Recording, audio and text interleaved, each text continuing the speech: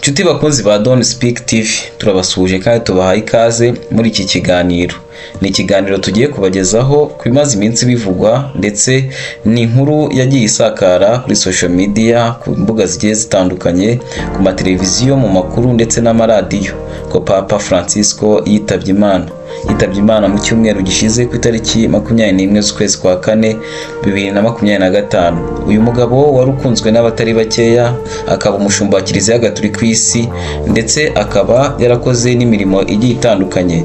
Uyu mugabo bivuga ko yabaye umukirina, uyu nguyu tuzi nk'abantu bakora amasuku mu mabare, mu bigo bigiye bitandukanye, ibigo by'amashuri n'ahandi, ndetse akaba yarabaye n'umukozi wo mu kabari nka barman, aho yagiye akora imirimo nyine igiye iciriritse. Byagiye binagaragara ubwo yamaraga kuba papa, kubera ko ni umuntu wagiye agerageza kwicisha bugufi no kugerageza kwisanisha n'abantu bakennye, bitewe n'uko ari ubuzima nawe yakuriyemo.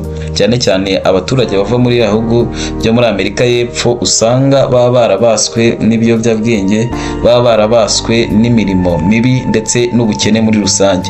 Ibyo ngibyo bigatuma iyo hagize ubivamo aba umuntu ukomeye, kubera ko aba azi aho yavuye ndetse azi n'icyo ashaka. Ibyo twabivugira nko ku byamamare bigiye bitandukanye byagiye bituruka muri biriya bice, nk'umukinnyi w'ikirangirire nka Messi, Neymar ndetse n'abandi. Twagiye tumenya abo bakinnyi baba baravuye muri biriya bice byaba byarabaswe n'ibiyobyabwenge, ariko ugasanga ikintu bakoze uvuyemo afite impano akagikora neza, ndetse akagikora ku rwego ruri excellent. Papa Francisco nawe rero yavuye muri ibyo bihugu, ariko inkuru nyamukuru tuje kubabwira uyu munsi ni inkuru y'urukundo rwa Papa Francisco, ari narwo rwatumye agana igipadiri.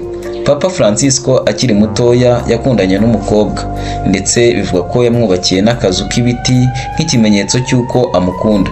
Ibyo ngibyo ntago byatumye Papa Francisco akomezanya n'uyu mukobwa, kubera ko ubwo yamwandikiraga akabaruwa k'urukundo, byatumye iwabo bakabona, maze babuza umukobwa kongera gukundana na Papa, kubera ko bavugaga ko bidashoboka ko babana. Sinakubwira impamvu yatumye bamubuza, ariko bavugaga ko umukobwa akiri mutoya kandi bitakunda ko yakundana na Papa kubera ko yamurutaga.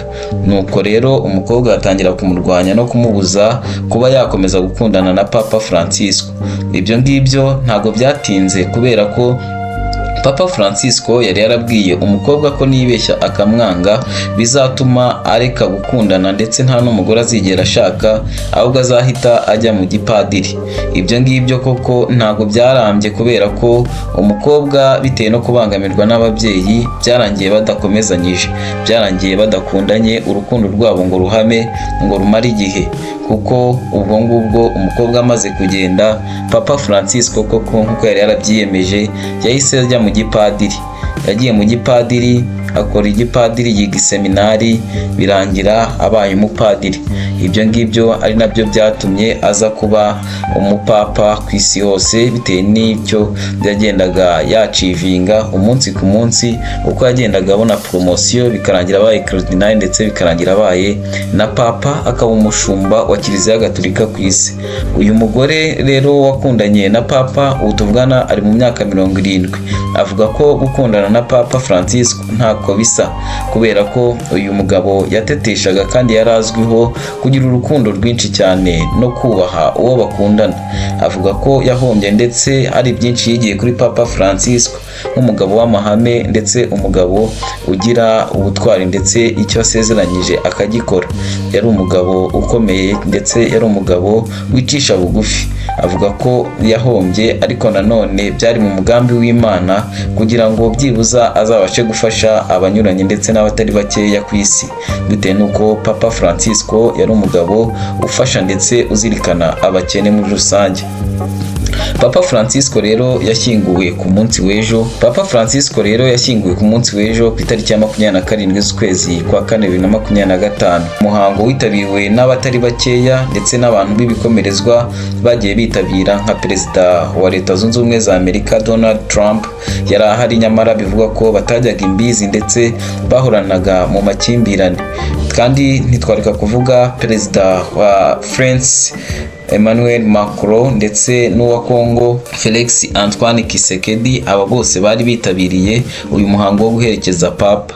Ni misa yamaze iminota 90. Papa Francisco yavuze ko agomba gushyingurwa mu isanduka iciriritse y'ibiti nk'uko n'abandi bashyingurwa, ndetse akavuga ko atishimira ko abantu bishyira hejuru ndetse bagakoresha ibihambaye. Ubusanzwe Papa yashyingurwaga mu isanduka 3 ndetse isanduka za zahabu zihenze, ariko uyu nguyu we yarabyanze avuga ko agomba kuzashyingurwa mu buryo busanzwe. Ni imigenzo imwe n'imwe yagiye akuraho Papa Francisco, ivuga ko azahora yibukwa mu mateka ya Kiliziya Gatolika ntagatifu. Turabashimiye ko mwakomeje kubana natwe, mwakomeje kudukurikira muri iki kiganiro. Ni Don Speaks TV, komeza ubane natwe ku biganiro tugenda tubategurira umunsi ku munsi, kandi tujye tubana muri byose. Ndabashimiye, Imana ibahe umugisha. Kora subscribe.